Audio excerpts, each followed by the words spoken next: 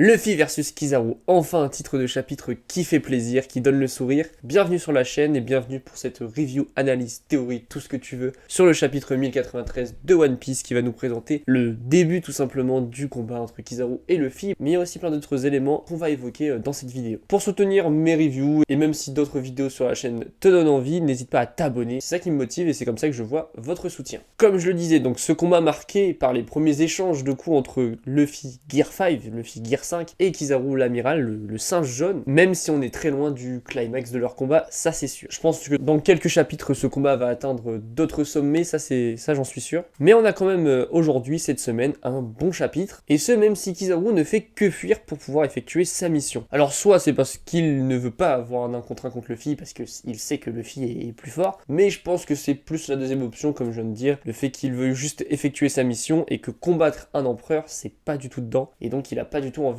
que ça se passe. Kizaru qui nous dévoile là une nouvelle technique, lui avec lequel on rigole beaucoup parce qu'il utilise tout le temps les mêmes. Bon, on a le droit à une technique de clonage entre guillemets, même si c'est plus des hologrammes de lumière, mais toujours il va nous ressortir sa fameuse épée de lumière pour essayer de blesser Luffy qu'il va réussir à blesser, alors que Luffy est en Gear 5, je pense qu'il y a quand même du haki, on sait pas trop, après on sait que les armes coupantes contre Luffy ça marche. Donc bref, tout ça pour dire que Luffy est blessé, et je trouve que même si on a un Kizaru qui fuit, quand on regarde ce chapitre premiers abords, Luffy est quand même clairement au-dessus, en tout cas il arrive facilement à combattre avec des attaques basiques en plus. Alors là il y a deux options, parce que ouais, Luffy utilise des attaques basiques en Gear 5, soit c'est parce qu'il pour l'instant n'est pas à fond, donc n'utilise pas toutes les capacités de sa transformation avec son imagination à fond, ou alors c'est parce que, j'ai vu passer ça, Kizaru aurait un haki très puissant, voire au-dessus, en fait, qui bloquerait ce pouvoir face à Luffy, parce que même Kizaru, Luffy est en détente, mais Kizaru aussi. On le voit, à aucun moment il transpire. Alors est-ce que ça c'est parce que c'est tout simplement dans sa nature, même en cas de crise, lors d'un combat, il est toujours en détente, on a déjà aussi pu le voir contre Riley quand même si j'aimerais le voir transpirer, même si j'aimerais le voir en mode sérieux. Et Luffy utilise des attaques basiques, je pense que dans le prochain chapitre, ils vont encore plus s'affronter. Donc c'est pour ça que même le titre du chapitre,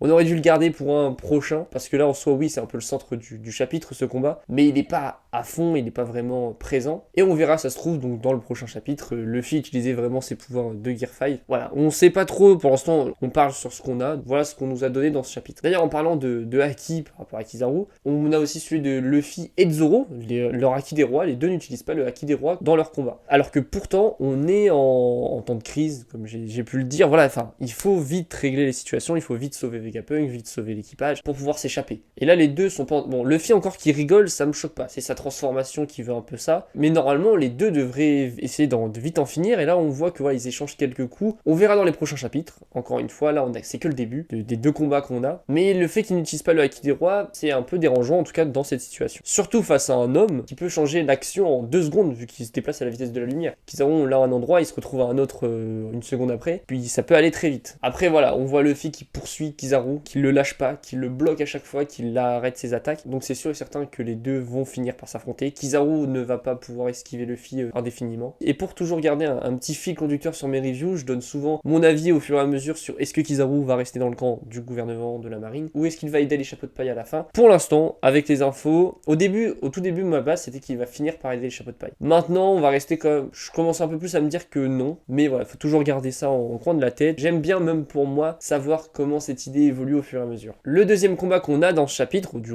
du moins la petite passe d'armes, c'est entre Zoro et Lucci. Zoro qui est très kiffant dans ses mots, et Lucci qui enfin, on le voit, voilà, l'évolution de sa pensée par rapport à Luffy, avec ce qu'il avait dit au tout début de l'arc et ce qu'il dit maintenant. Au début, il considérait pas du tout Luffy comme un empereur, maintenant si, même Zoro comme un second. Après, le fait que Lucci pense pouvoir faire quelque chose au Seigneur des Enfers, ça j'y crois pas trop. Et même pour tous, je pense que Zoro il va l'éclater, mais j'aime bien ce truc là. On a toujours voulu savoir, il y a une très bonne vidéo d'un youtubeur One Piece, je ne sais plus, désolé c'est lequel, mais en tout cas ouais, qui montre à chaque fois est-ce que Zoro aurait battu l'adversaire de Luffy à tous les arcs depuis le début. Et là enfin on a un combat, donc Lucci qui est bien plus fort qu'à Water 7 contre Zoro qui est bien plus fort aussi qu'à Water 7, mais je pense que Zoro va bien l'éclater quand il va devoir y aller sérieusement. Mais ces deux combats me font relever un léger souci, je vais pinailler un peu, mais je trouve voilà dans la puissance avec l'équipage. On se rappelle de cette scène, je vous la montre avec Nami à Wano, à Onigashima, et là on n'a pas la même chose, mais voilà, il y a Usopp qui va se faire choper par Kizaru, et Luffy qui va devoir le défendre, ou en tout cas qui va devoir voilà, attirer Kizaru. Et je trouve que, alors oui, bien sûr c'est évident qu'on peut pas utiliser tous les chapeaux de paille à chaque fois, leur donner un combat à chaque arc. Maintenant ils sont trop, et même il y a toujours des personnages qui se rajoutent, etc.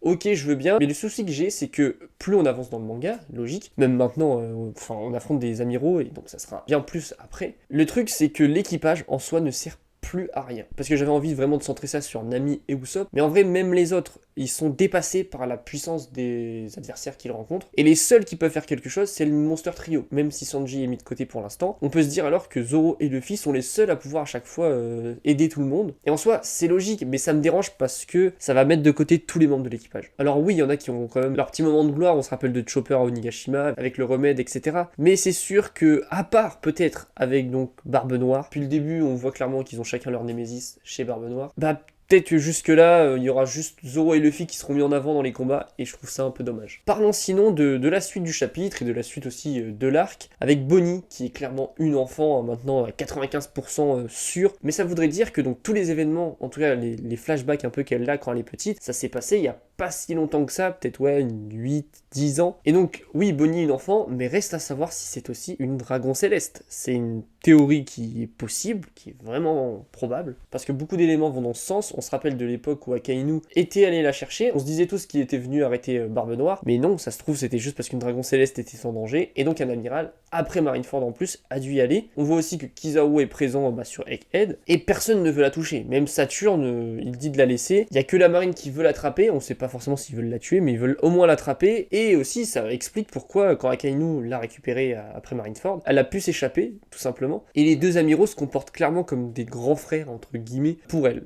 Donc à voir, et même Vegapunk la protège comme une enfant, voilà, c'est clairement une enfant, et ce c'est une dragon céleste, on verra, mais c'est possible, mais qu'est-ce que ça va pouvoir raconter? C'est ça que je me dis, si c'est une dragon céleste, qu'est-ce que ça rajoute? Juste, elle, ça lui donne un titre en plus, mais ouais, enfin, je comprends pas trop vers quoi ça peut nous amener tout ça. Parce que Doflamingo, Dragon Céleste, oui, là, ça rajoutait de l'enjeu, ça rajoutait de la puissance et une aura au personnage, mais Bonnie, carrément moins. On va terminer avec la fin du chapitre et la dernière page qui nous présente Saturne, donc qui est là, toujours, oui, on l'a un peu oublié, et je pense que ça va faire mal. On le sait, Saturne est puissant, ou du moins on le suppose, il peut se transformer, il peut combattre, mais va-t-il combattre? Et j'espère que oui, parce que ça nous donnerait une fin d'arc, un incident sans précédent et à la hauteur de ce qui nous est teasé pour cette journée dans le monde de One Piece. Incident qui, j'espère, va surtout être en défaveur du gouvernement et non pas en défaveur de Luffy. Comme ça, moi, ça brisera un peu la malédiction de Sabaody si les chapeaux de paille arrivent à s'en sortir indemne, à vaincre que ce soit Saturne ou un amiral. Dans tous les cas, ce sera un incident. Mais il faut que ça soit une victoire pour Luffy. Parce que oui, certes, les Vegapunk, l'autorité des Vegapunk est au-dessus de celle de Sentomaru. Je dis Sentomaru parce que c'est Kizaru a pu retourner les pacifistas contre les Seabistes parce qu'il a volé la puce d'autorité de Sentomaru. Mais les Vegapunk sont au-dessus, donc on a encore un changement de camp, mais par contre, il y a un ordre, et ça, personne, je crois que ne le sait qu'il est là. Saturne, lui, un membre du Gorosei, est au-dessus en termes d'autorité, donc les pacifistas, les séraphins, vont encore se retourner, je pense, contre Luffy, et Saturne peut une nouvelle fois faire basculer la balance de l'autre côté. Mais ça voudrait dire que lui, qui voulait rester caché, va devoir se montrer, et d'ailleurs, même ça, c'est bizarre. Pourquoi? Enfin, c'est intriguant. Pourquoi Saturne veut rester caché, à l'abri de tout le monde, il n'y a que quelques personnes qui savent qu'il est présent. Même, attends, j'ai le souvenir quand Luffy parle au Gorosei, mais je crois qu'il parle aux autres par escargophone de loin. Même Saturne, il s'est pas précisé qu'il arrive sur l'île, il me semble pas. Mais dans tous les cas, Saturne est là, et pourquoi il vient? À part ça, à part le fait que ça soit lui l'autorité ultime pour les pacifistas et les séraphins, est-ce qu'il y a encore quelque chose derrière pour qu'un membre du Gorosei, qu'on n'a jamais vu se déplacer, se déplace jusqu'à Egghead? Donc oui, il y a quelque chose d'intriguant avec Saturne. Et pour que les Mugiwara s'échappent, pour que